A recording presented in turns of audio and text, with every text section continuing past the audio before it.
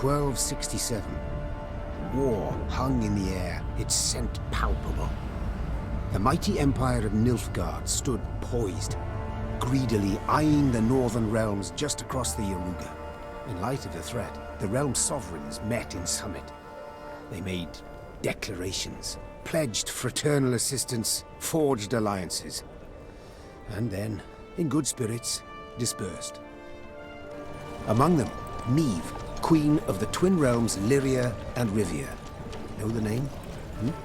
Heard her beauty extolled? Justly so. Remarkable she was. Not for her graceful exterior, but for her persistence and courage. Where was I? As the Queen and her retinue neared her capital, Count Caldwell appeared. In Meve's absence, the Count was to have helped her son, the youthful Prince Willem, run the Twin Kingdoms. Caldwell had clearly ridden hard. Drops of perspiration dangled from his whiskers, his neck red and chafed from a ruff, starched stiff.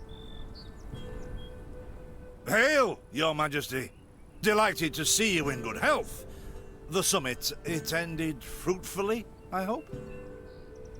Yes, at its end letters were exchanged, documents signed. Paper. Time will tell of what value. That will suffice as cordialities go, Caldwell. Tell me what's happened, for I sincerely doubt sheer longing prompted you to ride out. Indeed, Your Grace. Another circumstance inspired me to do so. The strays of Sparla, the bandits, I was to tend to during Your Grace's absence. The situation's gotten out of hand, I fear.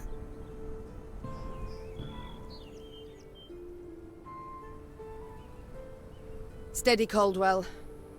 Come now. Deep breath. All right. Speak. What has happened? Be precise. As Your Grace ordained, I set out and was nipping at the bandits' tails for long. We pursued for weeks, until scouts returned, having sighted the strays' camp in the forest near Locheren. We waited for nightfall, to surprise them as they slept.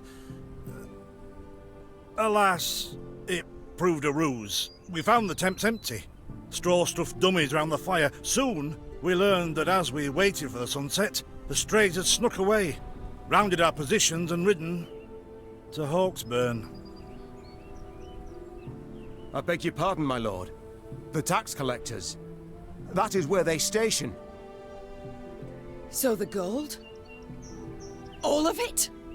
It's stolen, Your Grace, but I shall do all in my power to recover it. This I vow, if it be Your Grace's wish. After weeks in the saddle, Your Grace's wishes are modest. A hot bath and a night's sleep in her own bed. Yet, they shall have to wait. I must look personally to this matter. Your force, Caldwell, I will now command. You... send a herald to Hawksburn. They must prepare for the Queen's arrival.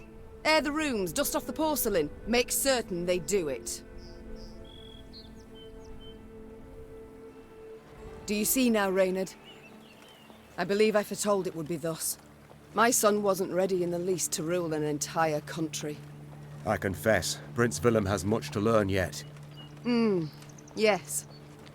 And very little time.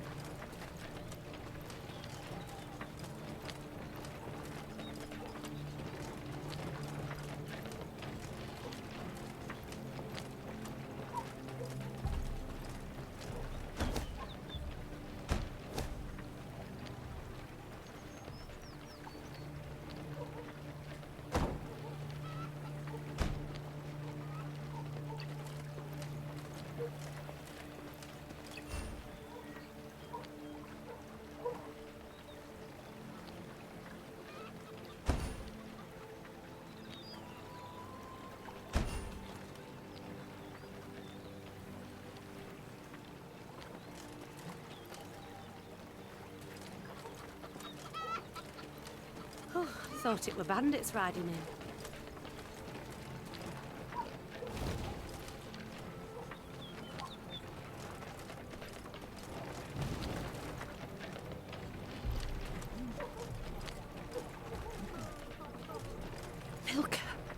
They stretched her over a fire, till she told them where she buried her gold.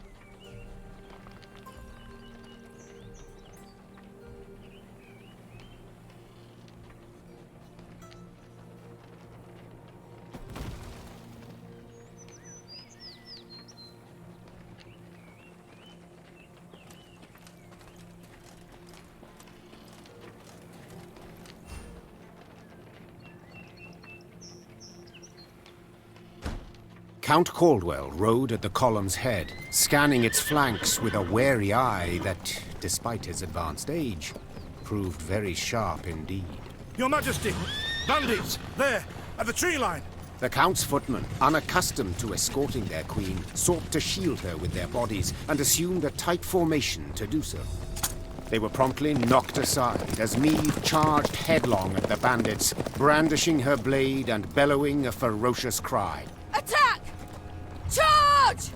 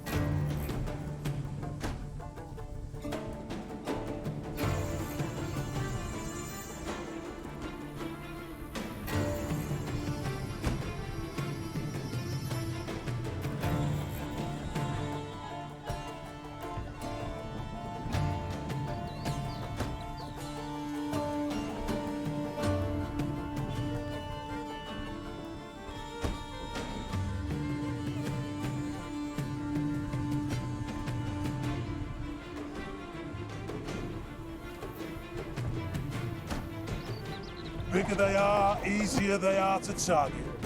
To attack the Queen? An outrage!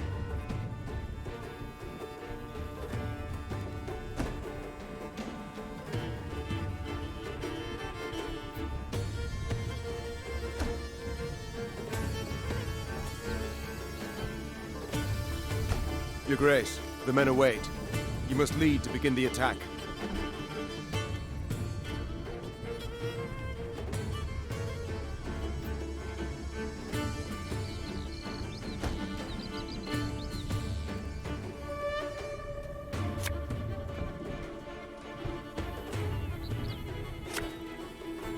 There's a tighter reach. Salt of the earth, they are, Your Grace. They'd follow you into fire. You need simply say the word.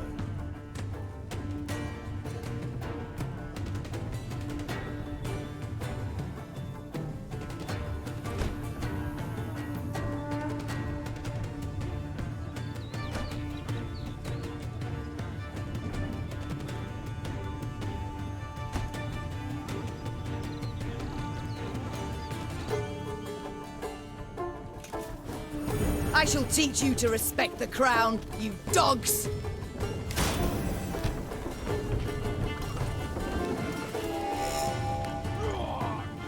The chase is on!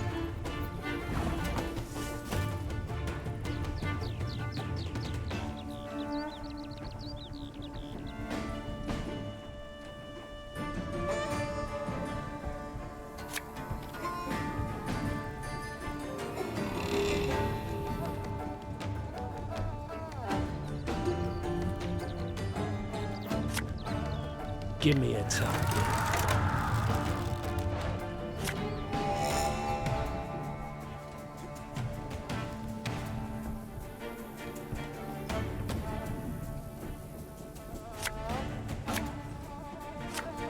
Arbalist at your command. Armor won't save them.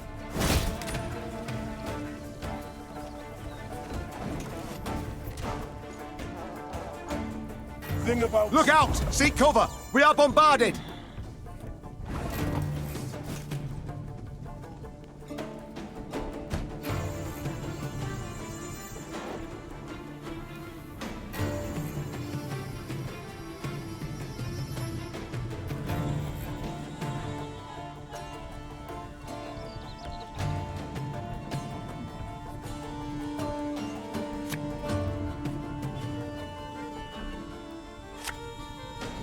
A lesson in humility coming now.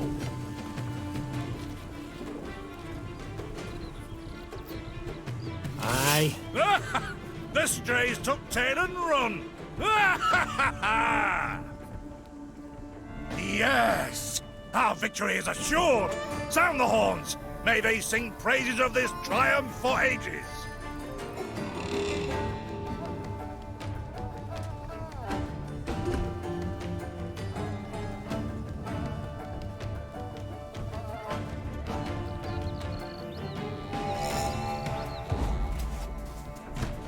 The battle's not yet done. It is better to conserve our strength. Prepare for a strike that will prove decisive.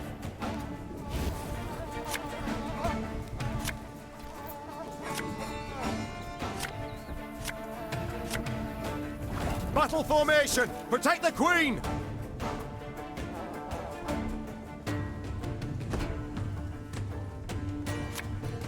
Ah, should have listened to me, old lady.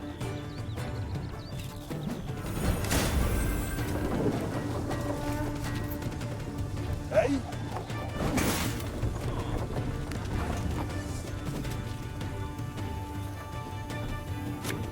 Lyria! One bolt I need.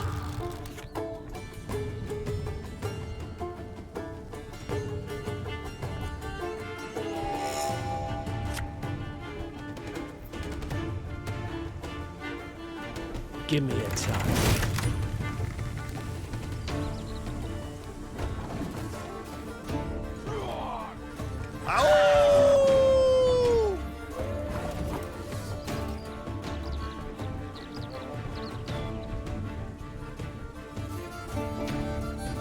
Arbalist at your command.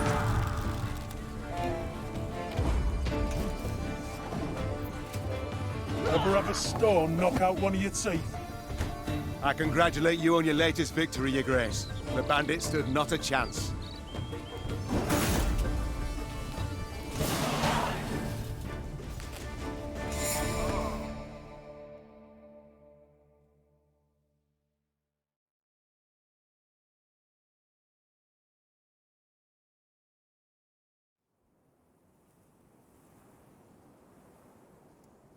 Matters seem indeed to have gotten out of hand, to put it mildly.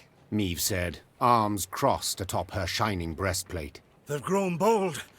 Doubtless after the raid on the manor, the tax collectors. I've not heard of an ambush on the high road afore. Caldwell explained, avoiding his liege's wrathful gaze. Enough, Caldwell. We must put things right. Come! The Queen's retinue set out, cavalry in front, infantry and arbalists close behind, and, following in the rear, the bandits, bound in chains.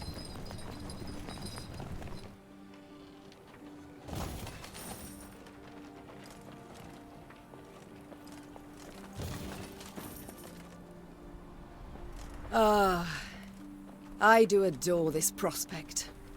Yes. Lyria, the Pearl of the North. With its hills and dales. Why, its beauty matched only by that of its queen. After 3 weeks in the saddle, I've my doubts, Count. We shall pitch camp here. Our soldiers need respite. A spell of it they deserve.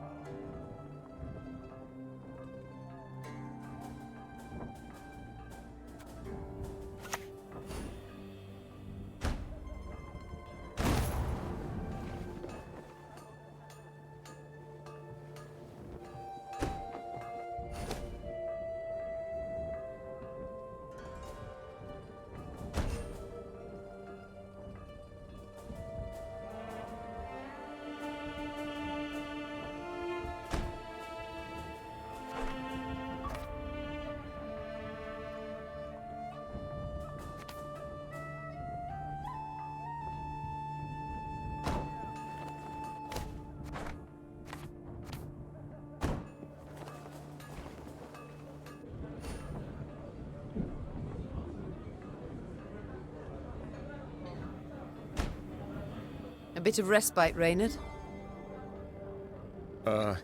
Yes. But if you've any new orders, Your Grace, I can be ready at any... At ease, Reynard. At ease.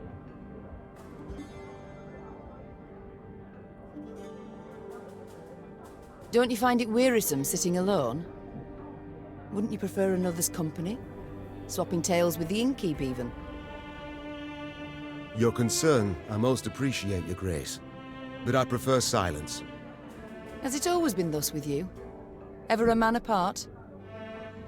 Quite the contrary, Your Grace. As a youth, I gloried in company, delighted in conversation. So what was it that changed you? That delight nearly cost me my head. But do you truly not know the tale, milady? How I came to be your departed husband's aide?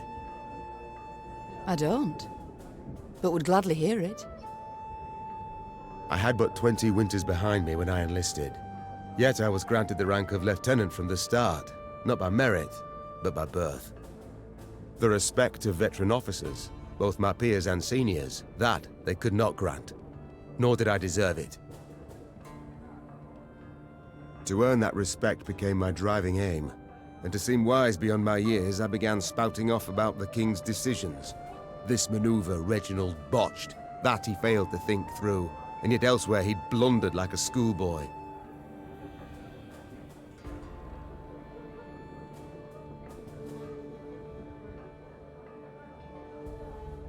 Talk of that nature could only ever result in misfortune. It was not long before I was clanking about in shackles. Another officer had reported me. I was charged with lèse-majesté. The court-martial took but a quarter of an hour to deliver verdict and sentence. I was guilty of treason, and the noose awaited me. But Reginald first stayed the execution, then ordered that I repeat every word I'd uttered about his person or deeds. Soaked with sweat, my voice cracking, I did as he ordained. Reginald listened, raptly and silently, and when I'd finished, he declared I was right.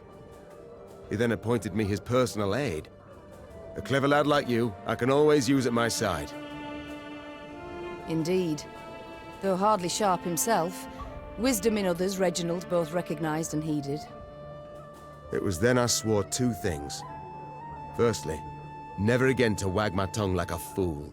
Secondly, never to betray his trust. And you never did. Know what he told me moments before he passed? Trust none of them, Meve, save Reynard. The old sod was right about that, at least. I thank you for sharing that tale, Reynard. Truly.